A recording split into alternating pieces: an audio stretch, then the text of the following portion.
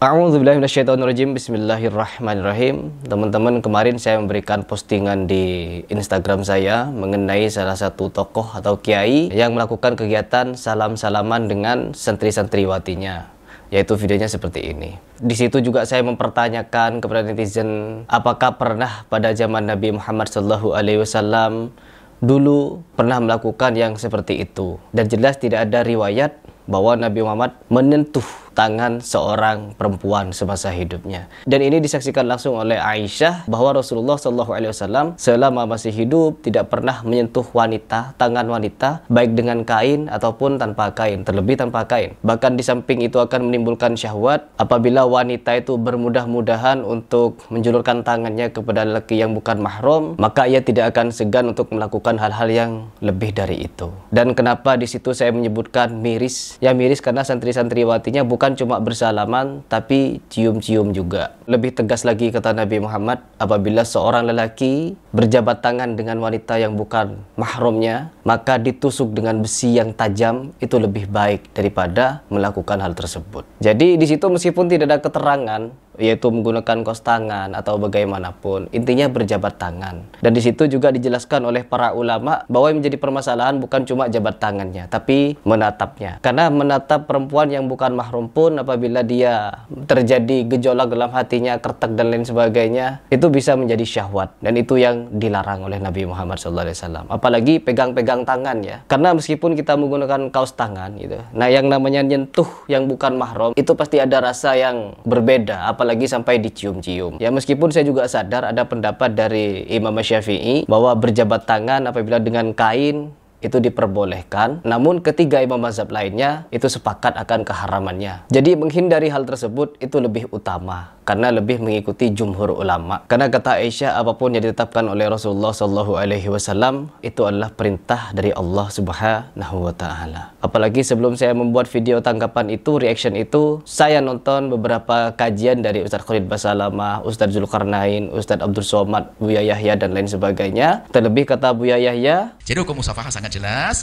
Kalau ada orang masih bermusafahah, Anda jangan gampang menilai. Mungkin dia seorang ustadz yang setiap malam juga sudah istighfar, atau mungkin seorang ustadz yang memang dia belum bisa meninggalkan itu karena apa? Ini jamaahnya yang masih lemah imannya dan sebagainya. Tapi harus punya prinsip dong.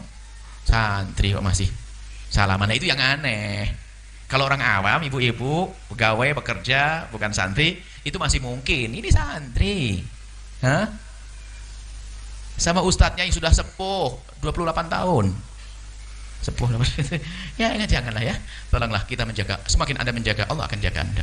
Kalau kata Bu Yaya, sangat menyayangkan apabila santriwati ini ya sudah mondok tapi dia bermudah-mudahan salaman dengan yang bukan mahram. Di situ mungkin tanggapan saya ditangkap oleh kawan-kawan bahwa saya merendahkan beliau. Padahal saya mempertanyakan dan miris kepada santri-santriwati yang mau melakukan seperti itu sampai cium-cium tangan. Dan bisa saja dengan ketidaktahuan saya di situ Pak Kiai sedang memberikan edukasi atau ya untuk meninggalkan hal tersebut ya mungkin butuh proses. Mungkin pihak pengasuh dan santri-santri sedang beradaptasi untuk meninggalkan salaman-salaman seperti itu dengan secara berkala. Jadi itu adalah kesalahan dari saya di mana saya menganggap santri-santriwati di situ dengan sangat mudahnya menjulurkan tangannya sampai mencium-cium. Mungkin dan bisa jadi itu adalah proses untuk mereka semakin lama akan meninggalkan hal tersebut. Ya bisa saja Pak Yai di situ menggunakan kain ya untuk meninggalkan hal tersebut dengan secara perlahan. Karena mungkin itu sudah menjadi tradisi di daerah. Jadi mungkin dengan hal seperti itu bisa dengan secara perlahan ditinggalkan. Dan juga di situ memang ada pendapat dari Imam Syafi'i bahwa diperkenankan atau boleh bersalaman menggunakan kain. Tetapi ketiga imam mazhab yang lainnya tidak memperkenankan, baik itu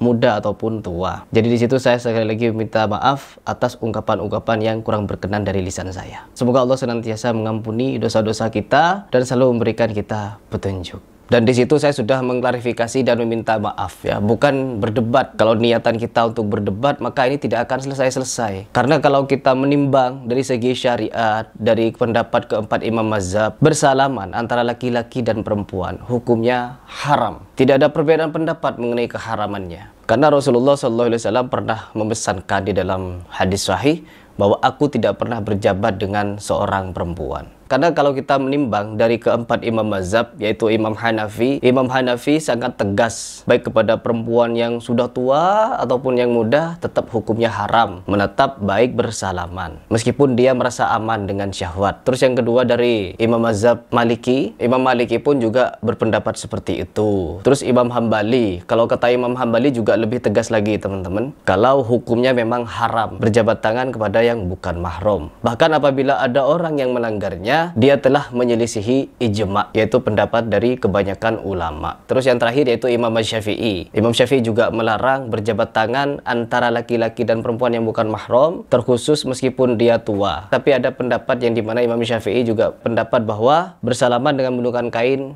juga boleh. Namun tetap kita harus sesuai dengan koridor. Saya pun bukan orang yang suci, mulia, dan lain sebagainya. Saya hanya berusaha untuk menerapkan dan memberikan pendapat sesuai apa yang dinyatakan oleh para ulama. Ya, saya sampaikan. Jadi kalau kita merasa misalkan ikut mazhab Imam Syafi'i, kan terkadang kita mengaku-ngaku sebagai pengikut Imam Syafi'i yang paling getol, tetapi pada kenyataannya kita kurang mengikuti nasihat dari Imam Syafi'i, yang dimana kalau dari perkara salaman saja itu bisa jadi pembenaran. Bagaimana mungkin ketika Imam Syafi'i mewajibkan cadar kepada pengikutnya, tetapi kita tidak mengajarkan atau menganjurkan untuk menggunakan cadar, padahal itu wajib kata Imam Syafi'i. Jadi kalau mau diperdebatkan ini sangat-sangat panjang, ya, sangat-sangat panjang dan komplit, dan saya tidak mau hal itu teman-teman. Dan saya memilih untuk memberikan langkah yang bijak untuk mengklarifikasi pernyataan saya dan meminta maaf, karena pasti beliau lebih tahu daripada saya, resikonya pasti beliau juga lebih tahu. Banyak di media sosial yang memberikan pernyataan, ulama-ulama, ustadz-ustadz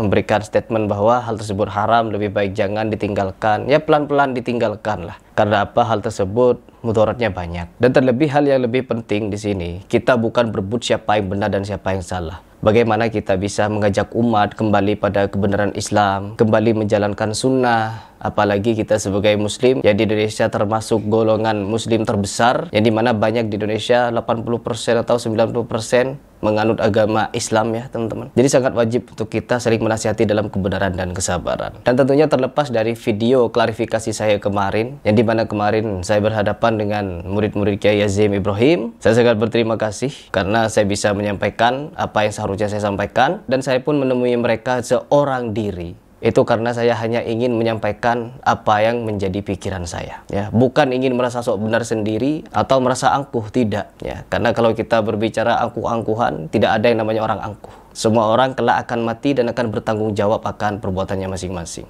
Apalagi mengenai video yang saya buat yang kemungkinan itu menyinggung, ya, karena memang menyampaikan sesuatu itu pasti akan ada tanggapan baik ke pro dan kontra. Jadi di sini saya ingin mengajak kalian berpikir dengan klarifikasi saya ini, apabila saya salah, yaitu murni dari kesalahan dan kebodohan saya. Tetapi apabila ada yang saya sampaikan benar, itu dari Allah Subhanahu wa Ta'ala. Dan terlebih yang paling utama, saya datang ke sana untuk meminta maaf. Terlepas orang yang pro dan kontra akan berpikiran, oh, kamu sudah benar, gak perlu minta maaf. Oh, kamu salah, kamu harus minta maaf. Saya tidak memikirkan ke sana. Yang saya pikirkan adalah, saya minta maaf atas diri pribadi saya, karena saya orang biasa yang bisa salah, bisa luput, bisa khilaf, bisa keliru, teman-teman. Jadi saya minta maaf atas kekurangan saya itu. Tetapi untuk apa yang saya sampaikan, mengenai pertanyaan, apakah sahabat pernah melakukan seperti itu, Nabi pernah melakukan seperti itu biar teman-teman memikirkan dan mencari kebenaran, ya. Kalau saya pribadi selalu minta maaf. Setiap video saya selalu menyebutkan di akhir video saya selalu minta maaf apabila ada yang salah, keliru